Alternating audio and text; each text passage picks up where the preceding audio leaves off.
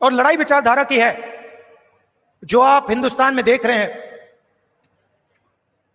यह सिर्फ पॉलिटिक्स नहीं है।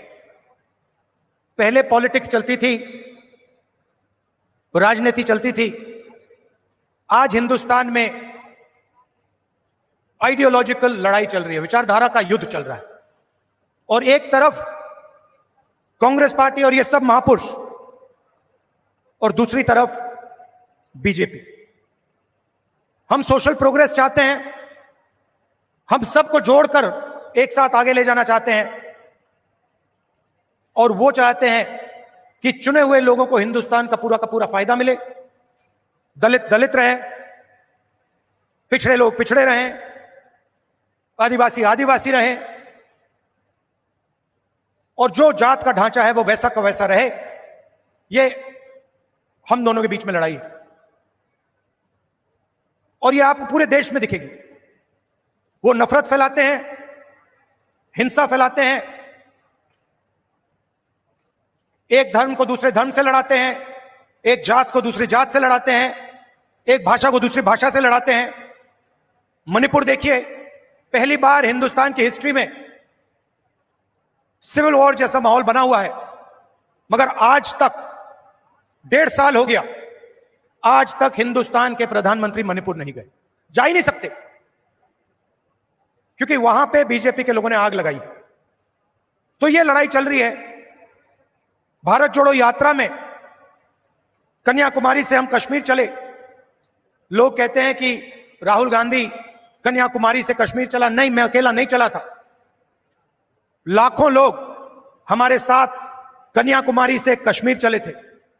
महाराष्ट्र में, केरल, तेलंगाना, उत्तर प्रदेश, मध्य प्रदेश, हर प्रदेश के लोग चले थे, और एक लक्ष्य था, जो एक लाइन में हमने कह दिया, नफरत के बाजार में मोहब्बत की दुकान खोलनी। हमें नफरत की राजनीति नहीं चाहिए, नफरत का हिंदुस्तान नहीं चाहिए, हमें मोहब्बत की राजनीति चाहिए, मोहब्बत का हिंदुस्तान चाहिए। हम भाईचारा देखना चाहते हैं, हम एक दूसरे की इज्जत करना चाहते हैं। यह फर्क है। आप देखिए, देश के कोने कोने में ये लोग नफरत फैलाते हैं, और ये नई चीज नहीं है, ये सदियों से कर रहे हैं, और ये विचारधारा की लड़ाई भी पुरानी है। आज ये लड़ाई कांग्रेस पार्टी और बीजेपी के बीच में है। इससे पहले यही लड़ाई फूले जी ने लड़ी, यही लड़ाई शिवाजी महाराज ने लड़ी। विचारधारा उनकी और हमारी मिलती है। उनकी विचारधारा में और कांग्रेस पार्टी की विचारधारा में कोई फर्क नहीं। चाहे वो अंबेडकर जी हों, शाहू जी महाराज हों, शिवाजी महाराज हों, फूले जी हों, अगर आप उनको पढ़ें, उनके आइडियाज को देखें, समझें, तो आपको पता लगेगा कि फूले जी के आइडियाज, अंबेडकर जी के आइडियाज, शिवाजी महाराज के आइडियाज हमारे कॉन्स्टिट्यूशन में आज है। और चुनाव में हमने साफ कह दिया कि लड़ाई विचारधारा की है। बीजेपी के लोग हिंदुस्तान के संविधान को खत्म करना चाहते हैं। सीधी सी बात है, आप देख लीजिए, जहां भी ये अपने लोग डाल सकते हैं, वहां ये अपने लोग डाल देते हैं। चाहे वो इलेक्शन कमीशन हो, चाहे वो शिक्षा के इंस्टीट्यूशंस हो, लीगल सिस्टम हो, ब्यूरोक्रेसी हो, ये मेरिट नहीं देखते हैं। आज हिंदुस्तान में इनकी आंखों में एक ही तरीका का मेरिट है। अगर आप आरएसएस के हो तो मेरिट है, अगर आरएसएस के नहीं हो तो आपके लिए इन संस्थाओं में कोई जगह नहीं। और हर रोज ये कॉन्स्टिट्यूशन पर आक्रमण करते रहते हैं, कोई ना कोई नया तरीका ये निकालते रहते हैं। हमने जाति जनगणना की बात की। हमने कहा कि देखिए, देश में पता लगाना है कि किसकी कितनी आबादी है और किसका कितना हक बनता है। मैंने कुछ गलत बोला? सही बोला ना? कि ये पता लगाना है, अलग अलग वर्ग के लोग हैं, ये कितने हैं, इनकी आबादी कितनी है, और इनका हक क्या है और कौन सी संस्थाओं में इनके लोग हैं। एक प्रकार से हम स्नैपशॉट लेना चाहते हैं कि हिंदुस्तान में आज क्या हालात है। बीजेपी के लोग एकदम कहते नहीं, हमने दबाव डाला, न्याय यात्रा की, और पहले ये सारे के सारे लोग कहते थे कि जाति जनगणना के हम खिलाफ हैं। आरएसएस के लोग कहते थे, बीजेपी के लोग कहते थे, इनके नेताओं के बयान हर रोज आते थे कि जाति जनगणना नहीं होना चाहिए। हमने दबाव डाला और कुछ दिन पहले कंफ्यूजन में आरएसएस कहती है कि हां, जाति जनगणना जरूरी है। अगर आप आज कह रहे हो कि जाति जनगणना जरूरी है, तो पिछले 6 महीने में आप क्या कह रहे थे? मैं आपको बता रहा हूं, पार्लियामेंट में हमने कहा है, पार्लियामेंट के फ्लोर में, लोकसभा में मैंने कहा है, कुछ भी हो जाए जाति जनगणना करवाएगी कांग्रेस पार्टी, करवाएगी, हमारा गठबंधन करवाएगा। क्योंकि हम जानना चाहते हैं, हम देश की सच्चाई समझना चाहते हैं। इस देश के धन का फायदा किसको हो रहा है, कौन से वर्ग को हो रहा है, किसको नहीं हो रहा है, यह हम जानना चाहते हैं और यह हम काम करवा के दिखाएंगे। भाइयों और बहनों, आज हमने कदम जी की मूर्ति का उद्घाटन किया और जब मैं वहां था, मैं सोच रहा था कि कदम जी ने 60 साल आपके साथ काम किया, ट्रांसपेरेंसी के साथ, मोहब्बत के साथ उन्होंने काम किया, ईमानदारी के साथ उन्होंने काम किया। 60 साल में उन्होंने आपसे कभी माफी नहीं मांगी। क्यों नहीं मांगी? क्योंकि जरूरत नहीं पड़ी। यह सच्चाई है। माफी जो ही वही मांगता है जो गलत काम करता है। जिसने गलती ही नहीं की, उसको माफी किस चीज की मांगनी है? यहां कुछ ही दिन पहले शिवाजी महाराज की मूर्ति बनाई गई और मैंने अखबार में पढ़ा कि प्रधानमंत्री ने कहा, मैं शिवाजी महाराज से माफी मांगता हूं। अब मैं यह समझना चाहता हूं, प्रधानमंत्री जी ने किस कारण माफी मांगी? अलग अलग कारण हो सकते हैं। पहला कारण हो सकता है कि ये जो मूर्ति थी, इसका कॉन्ट्रैक्ट आरएसएस के एक व्यक्ति को दी गई। पहला कारण यह हो सकता है। शायद प्रधानमंत्री जी कह रहे हैं कि नहीं, मैंने गलती की, मुझे यह कॉन्ट्रैक्ट आरएसएस के व्यक्ति को नहीं देनी थी, यह मुझे कॉन्ट्रैक्ट मेरिट पे देना था। शायद वो गलती हो सकती है। दूसरी गलती हो सकती है कि मूर्ति के बनने में भ्रष्टाचार हुआ, चोरी हुई। शायद प्रधानमंत्री इसके लिए माफी मांग रहे हैं कि मैंने जिसको कॉन्ट्रैक्ट दिलवाया उसने भ्रष्टाचार किया, महाराष्ट्र के लोगों से चोरी की। यह कारण हो सकता है। तीसरा कारण हो सकता है कि आपने शिवाजी महाराज की मूर्ति बनाई, उनकी याद में आपने मूर्ति बनाई और आपने इतना भी ध्यान नहीं दिया कि वो मूर्ति खड़ी रहे। मैं आपको गारंटी देता हूं, कदम जी की जो मूर्ति बनी है ना, आप यहां 50, 60, 70 साल बाद आ जाइए, यहां आपको दिखेगी।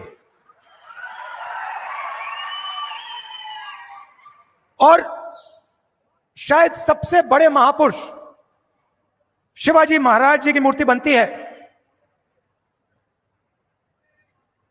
और कुछ ही दिनों में भ्रष्टाचार के कारण, गलत व्यक्ति को कॉन्ट्रैक्ट देने के कारण वो मूर्ति गिर जाती है। शिवाजी महाराज का अपमान किया है और प्रधानमंत्री को सिर्फ शिवाजी महाराज से माफी नहीं मांगनी चाहिए। अगर माफी मांग रहे हैं तो महाराष्ट्र के हर व्यक्ति से माफी मांगनी चाहिए और प्रधानमंत्री जी को यह भी समझाना चाहिए कि आप सिर्फ 2 लोगों की सरकार क्यों चलाते हो? जहां भी हम देखते हैं बड़े से बड़े कॉन्ट्रैक्ट अदानी और अंबानी जी को मिलते हैं। मैंने पार्लियामेंट में भाषण दिया, पार्लियामेंट में किसी का नाम लिया जा सकता है, मगर पहली बार मुझे कहा गया कि पार्लियामेंट हाउस में अपने भाषण में मैं अदानी और अंबानी का नाम नहीं ले सकता हूं। तो फिर मैंने कहा ठीक है भैया, आप चाहते हो कि मैं ना लूं, मुझे कुछ ना कुछ तो कहना पड़ेगा। अगर अंबानी अदानी नहीं चाहते हैं तो मैं कुछ और कह देता हूं। तो मैंने उनका नया नाम बनाया है A1 और A2। पूरा का पूरा काम A1 और A2 का हो रहा है। प्रधानमंत्री जी ने इसके लिए माफी किसी से नहीं मांगी।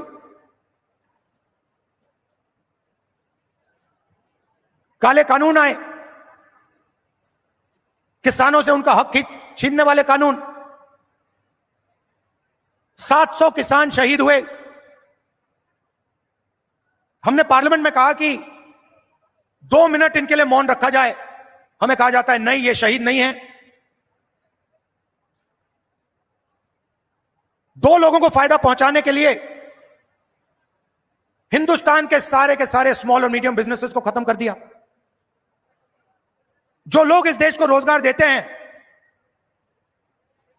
उनको नोटबंदी से, गलत GST से आपने खत्म कर दिया। अरबपतियों का रास्ता खोलने के लिए उनसे भी आप माफी मांगिए, नोटबंदी की माफी मांगिए, गलत GST की माफी मांगिए। और नतीजा क्या है कि आज अगर युवा रोजगार चाहता है, सिर्फ महाराष्ट्र में नहीं, पूरे देश में कहीं भी अगर रोजगार चाहता है, उसे रोजगार नहीं मिल सकता। क्यों? क्योंकि जो कंपनियां उसे रोजगार देती थी, जो छोटी कंपनी थी, मिडिल साइज कंपनी थी, वो सब बंद हो गई, खत्म हो गई। भाई और बहनों, अंबानी और अदानी इस देश को रोजगार नहीं दे सकते हैं। रोजगार कौन दे सकता है? रोजगार छोटे बिजनेस वाले दे सकते हैं, रोजगार मीडियम साइज बिजनेस वाले दे सकते हैं, जो छोटी फैक्ट्रियां चलाते हैं, मिडिल साइज फैक्ट्रियां चलाते हैं, जो चीजें बनाते हैं, ये लोग दे सकते हैं। आज हिंदुस्तान में नया मॉडल है, चाइना का माल आता है, वही 10-12 अरबपति उस माल को बेचते हैं। आप मोबाइल फोन के पीछे देख लीजिए मेड इन चाइना, शर्ट के पीछे देख लीजिए मेड इन बांग्लादेश, जूते के नीचे देखिए made in Vietnam, made in Maharashtra, made in India, आपको कहीं नहीं दिख सकता। और ये सारा का सारा माल ये अरबपति बेचते हैं। नुकसान किसका होता है? हिंदुस्तान के युवाओं का होता है। हिंदुस्तान के जो छोटे बिजनेस हैं, मिडिल साइज बिजनेस हैं, जो चाइना का मुकाबला कर सकते हैं, उनका होता है। फायदा किसका होता है? नरेंद्र मोदी जी की मार्केटिंग होती है, अदानी और अंबानी जी का फायदा होता है। और 2 हिंदुस्तान बन रहे हैं, एक अरबपतियों का, उसमें 20-25 लोग हैं, और दूसरा मजदूरों का, किसानों का, बेरोजगार युवाओं का।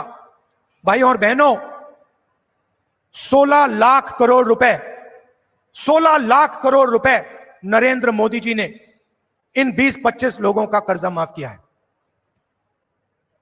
किसानों का आज तक कर्जा माफ नहीं किया है। हमने 70,000 करोड़ रुपए किया था जब हमारी सरकार थी। आप सोचो, 70,000 करोड़ रुपए से हिंदुस्तान के सारे किसानों का कर्जा माफ किया था। इन्होंने 16 लाख करोड़ रुपए 22-25 लोगों को दिया है। यह हमारी लड़ाई है। हम चाहते हैं कि एक हिंदुस्तान हो। अगर बैंक के दरवाजे अरबपतियों के लिए खुले हैं, तो बैंक के दरवाजे किसानों के लिए, मजदूरों के लिए, युवाओं के लिए खुले होने चाहिए। अगर उनका 16 लाख करोड़ रुपए माफ हो रहा है, तो फिर गरीबों का भी 16 लाख करोड़ रुपए माफ होना चाहिए। और अगर गरीबों का 16 लाख करोड़ रुपए माफ नहीं हो रहा है, तो फिर उनका नहीं होना चाहिए। हम सिर्फ न्याय की बात कर रहे हैं, और यही लड़ाई महाराष्ट्र में है। आप यहां का इंफ्रास्ट्रक्चर देखिए, यहां बेरोजगारी देखिए,